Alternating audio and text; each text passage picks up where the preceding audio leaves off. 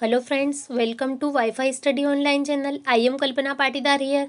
तो फ्रेंड्स, इस वीडियो में हम संज्ञानात्मक विकास का सिद्धांत पढ़ेंगे। संज्ञानात्मक विकास मतलब सोचने, समझने और विचार करने की शक्ति।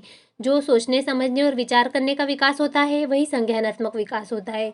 और संज्ञानात्मक विकास का सिद्धांत जो इसका प्रतिपादन जीन पियाजे ने किया है। जीन पियाजे जो स्विट्जरलैंड के निवासी थे और एक मनोवैज्ञानिक भी थे और चिकित्सक भी थे।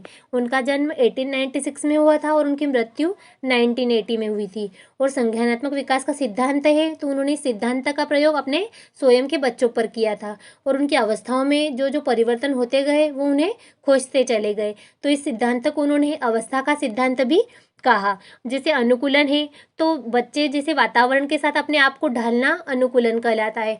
बहुत सारे बच्चे रहते हैं कि वह कहीं भी उनको भेज देते हैं तो वातावरण में खुद को मतलब ढाल नहीं सकते हैं और अनुकूलन नहीं कर पाते हैं।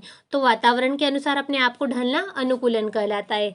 आत्मसातकरण अनुकूलन के भी दो पार्ट दिए हैं, आत्मसातकरण और समायोजन। आत्मसातकरण क्या होता है? जैसे पूर्व ज्ञान को नए ज्ञान से जोड़ना। जैसे बहुत सारे बच्चे रहते हैं कि वो पहले से जो सीखे हुए रहते हैं तो उसमें नया ज्ञान जोड़कर जो जल्दी से दूसरा सीख लेते हैं उसमें जोड़ते जाते हैं तो पूर्व ज्ञान से नए ज्ञान को जोड़ना आसान हो जाता है। और समायोजन, समायोजन क्या होता है? जैसे पूर्व ज्ञान या योजना में परिवर्तन करके वातावरण के साथ तालमेल बिठाना समायोजन कहलाता है। जैसे जो भी नया रहता है या जो पहले पूर्व ज्ञान रहता है दोनों के साथ परिवर्तन करके वातावरण के साथ तालमेल बिठाना। जैसे जो भी बच्चे पहले सीख चुके हैं और नया भी सीखते हैं तो उनमें जैसे पूर्व ज्ञान से नए ज्ञान को जोड़ना तो हो ही जाता है, लेकिन पूर्व ज्ञान और योजना में परिवर्तन करके यहाँ परिवर्तन करके भी वातावरण के साथ तालमेल बिठा लेते हैं तो उसे समायोजन कहते हैं। फिर संतुलन क्या होता है? संतुलन, इसके द्वारा बालक आत्मसातकरण और समायोजन की प्रक्रियाओं के बीच संतुलन कायम करते हैं तो इसे संतुलन कहते हैं। जैसे बालक आत्मसातकरण और समायोजन।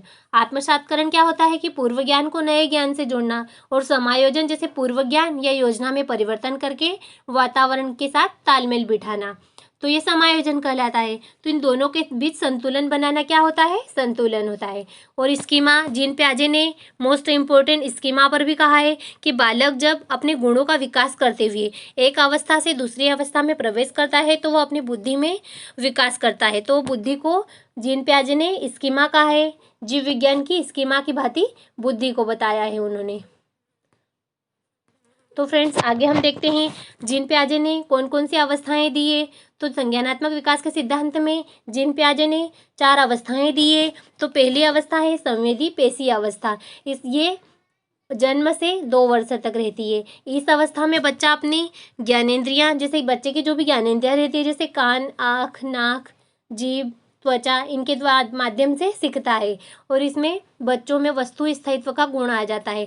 जैसे बच्चे रहते हैं इसमें जन्म से 2 वर्ष तक, तो अपन उनके सामने कोई सी भी चीज़ ऐसे कहीं जाकर छुपा देते हैं तो वह ध्यान रखते हैं कि ये चीज़ जाकर आपने कहाँ रखी है।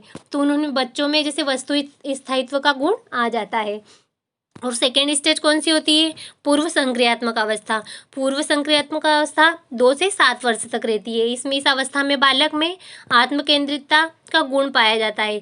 बालक सामान्यतः घर के छोटे छोटे कार्य करने में मदद करना, वस्तुओं को क्रम से रखना, पूछने पर नाम बताना। तो जो 2 से 7 वर्ष तक रहते हैं उसमें बच्चे बहुत कुछ सीख जाते हैं।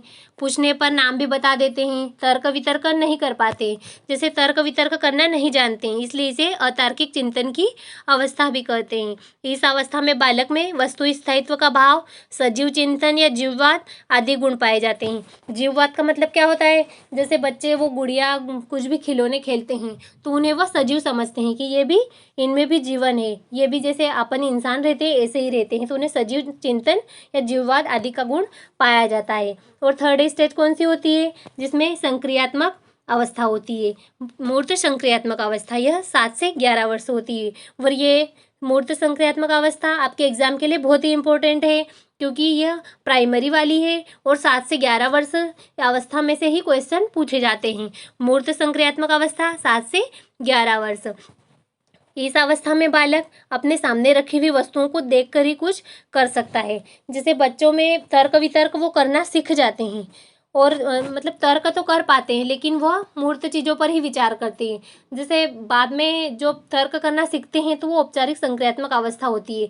इसमें जो भी सामने चीज़ें रहती हैं उनको ही देखकर समझ सकते हैं। जैसे पलटवादी, जीववाद, मुद्रा, भार आदि संप्रत्यय का गुण आ जाता है। इन्होंने मतलब ये भार भी समझ लेते हैं कि ये हल्का है, ये भारी है। मुद्राएं भी समझने लग जाते हैं, जीववाद भी समझ जाते हैं कि इसमें जीवन है या नहीं। और ये फोर्थ स्टेज है औपचारिक संक्रियात्मक अवस्था, जो 11 से 15 या उससे ऊपर तक रहती है। तो यह संज्ञान की सर्वोच्च अवस्था होती है। जो औपचारिक संक्रियात्मक अवस्था है यह संज्ञान की सर्वोच्च अवस्था होती है। इसमें अमूर्त चिंतन प्रारंभ हो जाता है। अमूर्त चिंतन कैसे? जैसे इसमें बच्चा यहाँ मतलब जैसे बच्चे घर पे बैठते हैं तो स्कूल का भी सोच लेते हैं, कहीं जाते हैं वहाँ तक सोच लेते हैं, तो ये अमूर्त चिंतन हो जाता है। और मूर्त चिंतन में क्या होता है, जैसे जो चीज़ सामने रखी हुई रहती है उसका ही चिंतन कर पाते हैं, तो वो मूर्त चिंतन होता है। और औपचारिक संक्रियात्मक अवस्था जो अवस्था होती है उसमें 11 से 15 वर्ष या उससे ऊपर तक होती है, तो ये संज्ञान की सर्वोच्च अवस्था होती है। मतलब इसमें बच्चा सब कुछ मतलब अमूर्त चिंतन सीख जाता है। इस अवस्था में बालक में परिकल्पनात्मक चिंतन पाया जाता है तथा बौद्धिक चिंतन, तार्किक चिंतन, समस्या समाधान करना। बच्चा मतलब स्वयं जो भी समस्या आती है उसका समाधान भी करता चला जाता है।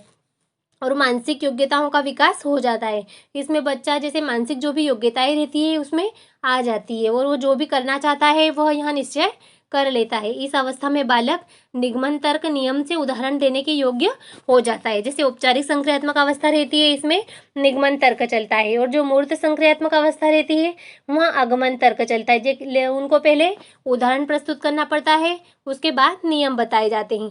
लेकिन जब अमूर्त औपचारिक संक्रियात्मक अवस्था आती है उसमें अमूर्त चिंतन स्टार्ट हो जाता है, और उसमें निगमन तर्क होने लग जाता है, और नियम से उदाहरण की ओर बच्चे सीखने लग जाते हैं।